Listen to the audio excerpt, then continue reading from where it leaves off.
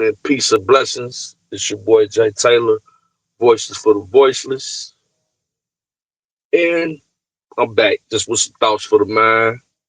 Um, and as the title says, stand firm in your beliefs, but still keep an open mind. Sounds easy, but it's really difficult, to stand firm in your beliefs, but still keep an open mind. You know, and I say all that to say that because so often when you become aware or you come into an enlightenment about a reality and you just want to just tell everybody like, man, check out what I just learned, man, and it's, you so excited to share the information and hoping that it be well received and dealing with things that are really issues that people don't typically uh, like to, people are firm in their beliefs, especially with things like religion and politics. It's kind of hard to penetrate someone's beliefs with an open mind, especially when, like I said, with stuff like politics and religion. Like most people that are around me believe a certain way because that's just how they've been their whole life. And I'm speaking of politics, you know what I'm saying? So we going through this journey and trying to share information. Sometimes, you might even get into debates. And it's hard, you know what I'm saying? To kind of, go in the opposite direction of what you've always thought or what you've always felt. And people that you love, people that you respect, they won't understand. And sometimes that lack of understanding may make you feel like you're alone. You might feel like, man, it's just easier for me to acquiesce to everything and what everybody else. But you gotta stand firm in your beliefs, and it gets to a point where you feel like you defending yourself. People will question your integrity. You know what I'm saying? Like people with, I've been called sellouts, or I just sold out without even getting a bag. You know what I'm saying? Or I'll post something on social media and people I don't even know will get on a post and call me stupid and I don't know what I'm talking about. And I know what I'm talking about. But I understand that majority people, especially black people that have my position politically, I understand why they don't say much. As we seen in this past election, it's something called the silent majority for a reason. The silent majority. And I'm gonna tell you something from my observation. Like I said, I wasn't always a Trump supporter. I was critical of Trump in my ignorance the first time he was in office. And I had a few Trump supporters on my page, that would try to get me to look at things from their viewpoint. And I wasn't hearing it. I was like the rest of these people that are coming for me and attacking me. Like I had to got blocked. Or I had to block people off my page. And I was one of those people that was rather hostile. There's one brother in particular that I was rather hostile to. Like, man, you crazy, sell out, man. How a black man talking about you support Donald Trump? This was me, you know. So the brother didn't block me. He ain't try to, you know, insult me. He ain't try to like force his opinion on me. But this is, man, some 8 years later. Now I have a different position. He's still on my page, and he said something, and I agreed with him. And the brother was, he was kind of like, "What you mean?" Like he was on the defense because of my prior position. He didn't know that, hey, I'm on the same side now. You know what I'm saying? As far as my viewpoints are more in alignment with you. You know, I support Trump now. So he didn't know. So he was inquisitive. Like, what you mean? I had to break it down to him. Like, hey, bro, like I'm not on that type of time no more. 8 years ago. He's like, oh, salute. You know what I'm saying? He basically was just like, man, hey, salute. I was like, salute. Then the rest of the conservative brothers that I was going back and forth with on this page, they came and saluted me. Very respectful. Like it was one of those things. It was very subtle. You know what I'm saying? It ain't like I'm, chop it up with him every day or nothing like that. He posts something, I might comment here and there. It ain't no big to do. But I noticed with the other side, man, it been knock out, drag out. Man, I've been having to like really defend myself for my opinion. People being disrespectful. Like the liberal mindset is totally different when it comes to disagreeing. It's like we can't even have this conversation. It got to a point where I seen family members siding with people that was talking greasy to me online because they disagreed with me. Now that's just like, wow. You know what I'm saying?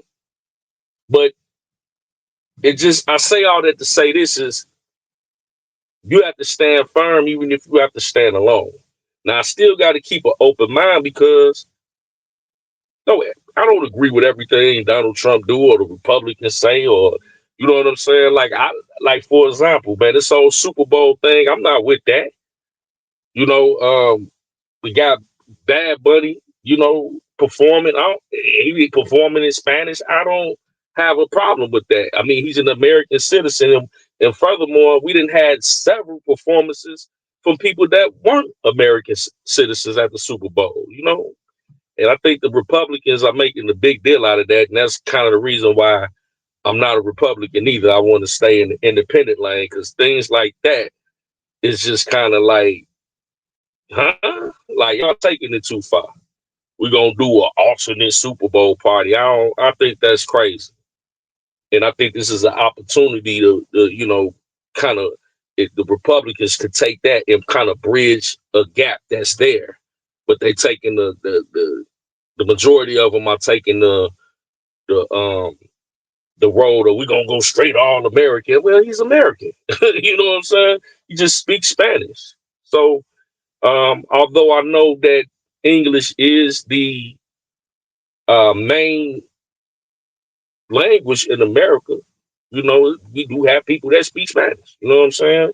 Puerto Rico is part of the United States. It's a part of America. So I don't agree with certain things like that. And that's cool. People have a difference of opinion. But that's why I like to stay in the middle so I can see both sides of the spectrum. But I'm right leaning. And just by me being right leaning, it made me look at, wow. It made me look myself in the mirror from several years ago, like, wow, it's really a mindset difference between liberal and conservative. I'm not gonna say Democrat or Republican. because you have some conservative Democrats, you have some moderate Democrats. You know what I'm saying? Vice versa, you have some liberal Republicans. You know what I'm saying? But they just not. You know, I don't know if you really could say liberal Republicans, but you could say moderate Republicans. Because liberal, that's more of a left thing. You know what I'm saying? But I'm conservative and I lean, Republican. But I wouldn't consider myself a full out Republican. Because if they start tripping and it's something I don't agree with, hey man, I'm not gonna go in either direction. I'm gonna stay straight in the middle. And Trump is just an anomaly to me. He's just a rare politician that, attracted people like myself to engage in politics. He's not your traditional politician. And so that's what made me more in tune. The next election, I probably won't even be this interested because depending on who's running, I might not resonate with him. But, and I'm going to tell you why I rock with Trump. Why everybody going out here acting like, oh, the sky's falling and this, that, and the third. And, oh, the economy just got bad. Man, we've been screaming about this economy for the past 4 years under Joe Biden, man, with everything tanked. When Trump left office, things were still manageable. People were still able to take trips with their family and stuff like that. Come on, man. How soon we forget the destruction that the last administration created. Everybody in these cities with this let's talk about that, with these National Guard and you got all these sanctuary cities that are against Trump, with sending in the National Guard to help clean up the crime. And make no mistake, man, we talking about innocent people that's getting unalive. We talking about people that ain't even supposed to be in the country that's committing heinous crimes. Like I had a guy that I went to grammar school with. He's Mexican. He was like, man, they coming into the city and they harassing me and my family. You talk about the ICE agents, and we legal Americans. Like we American citizens. We just happen to be brown people. We're Mexicans, and they harassing me, my family, just like that. But then they, inconvenience us to confirm that we are American citizens. And although I I sympathize with that inconvenience, but hey, Mexicans ain't the only ones that's in the country illegally. You got a lot of people that are my complexion that are in the country, and if ICE pull me over or whatever like that, and I got to give them my ID, my social security number to prove that I'm an American citizen, I mean, it is what it is. I'm not going to take that and like, oh, they're attacking me. You know what I'm saying? I just think that that's kind of blowing things out of proportion. Them people got a job to do. It ain't an option. That's what I don't understand. I mean, like the last 4 years, I got so crazy that they think law enforcement is optional at this point. No, this is immigration law, and however they got to enforce the law, that's what they gonna do. You just got somebody in office that's gonna do it. Joe Biden wasn't gonna do it. I did a video the day before yesterday. I really need y'all to go check it out. I think that's one of the best videos I've put together on my own in the catalog. And it says the hypocrisy of Democrats regarding illegal immigration. One of my best breakdowns I ever did. And it shows the hypocrisy of the Democratic Party as it pertains regarding illegal immigration. Because we're talking about Joe Biden, but he was the vice president of Obama that deported way more illegal immigrants than Donald Trump ever could. And nobody had a problem with it when Obama was putting people, illegal immigrants, in cages and plastic sheets, you know, and almost 4 million people he deported. Trump could only dream of that. Go back and watch it. I got the proof on there with the facts and the data. Go look at that video. And yeah, please like, share, and subscribe. That's one of the best videos. I went back and watched it a couple times myself.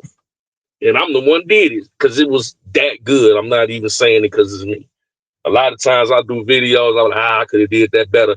I think that video was spot on. Like the best, one of the best, if not the best videos that I've ever done. The last one. But yeah, so with this whole illegal immigration thing, just look at Washington, D.C.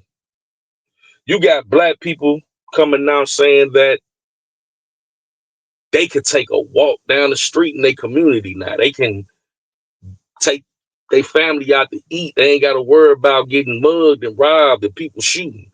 You know, the kids outside. Look at Memphis, Tennessee. Memphis, Tennessee, the governor and the mayor of Memphis, Tennessee is in full compliance with Donald Trump. And Memphis, Tennessee was considered way worse than Chicago as far as crime per capita. And they have halted crime in Memphis. And they say don't, they against the National Guard. But see, what do you have in Chicago? And what do you have in Portland? You got chaos.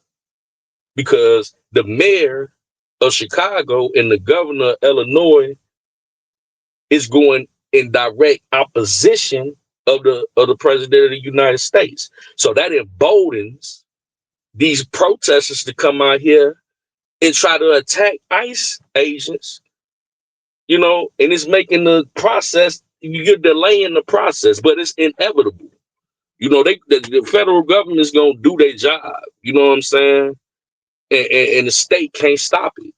You just slowing the process up. But when you look at the chaotic images that's happening in Chicago and Portland, and you look at what's happening in Memphis, Tennessee, there goes your proof that that's where people need to understand. Memphis, Tennessee right now is a safe city.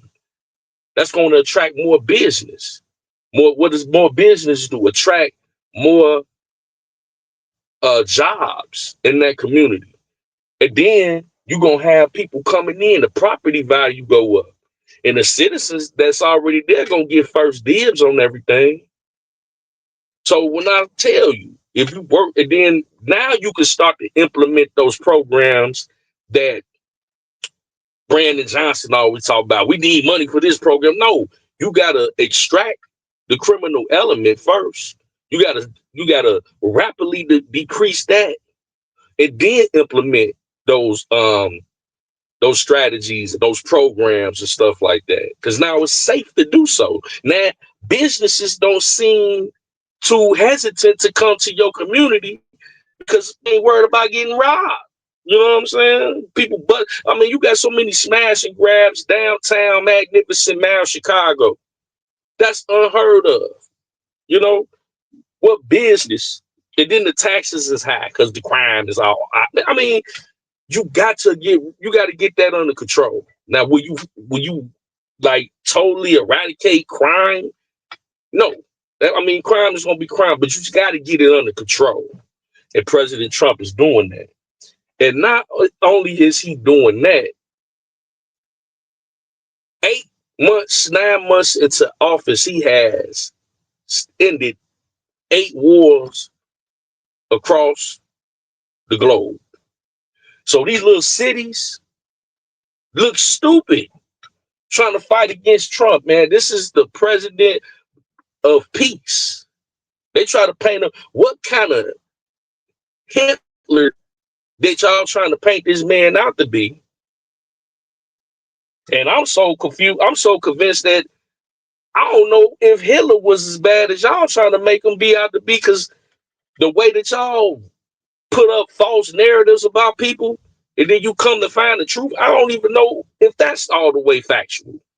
You know what I'm saying? Like, the way they made this man to be, and he out here ending wars.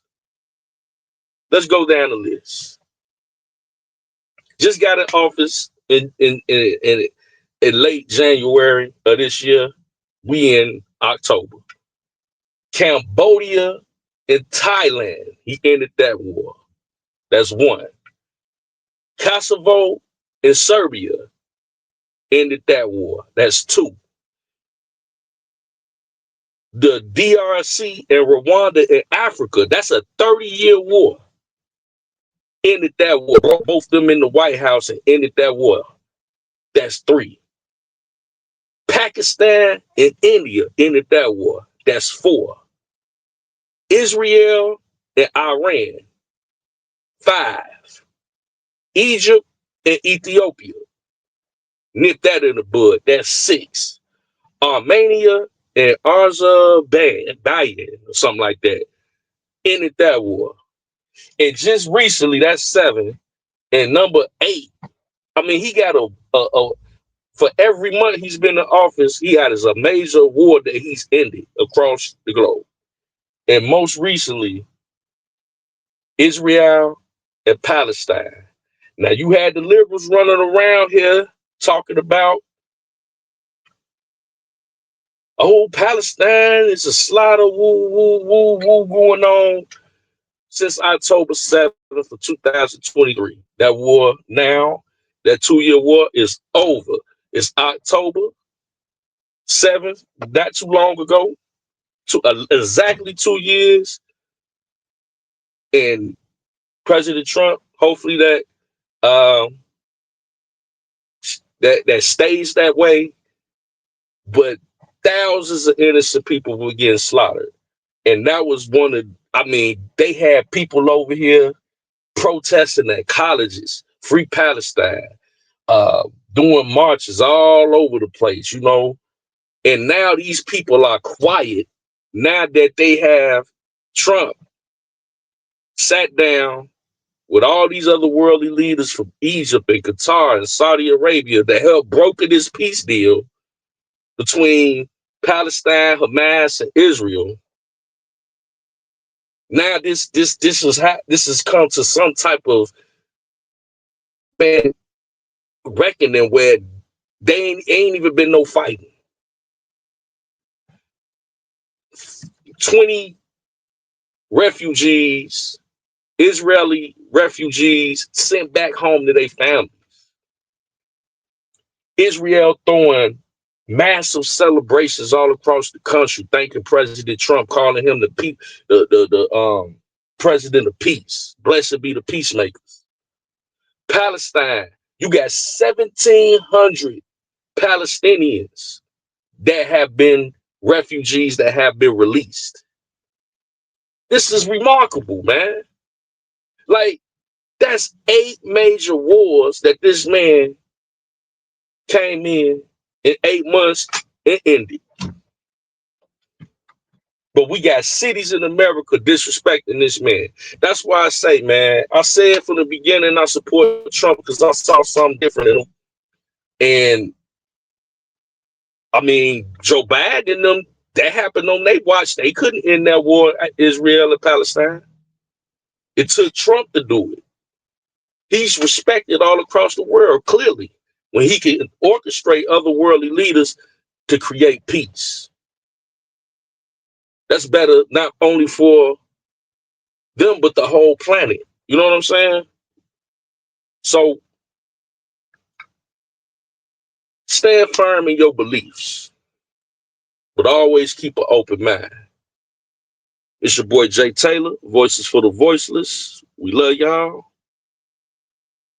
And until next time, we should see you soon. Peace and blessings.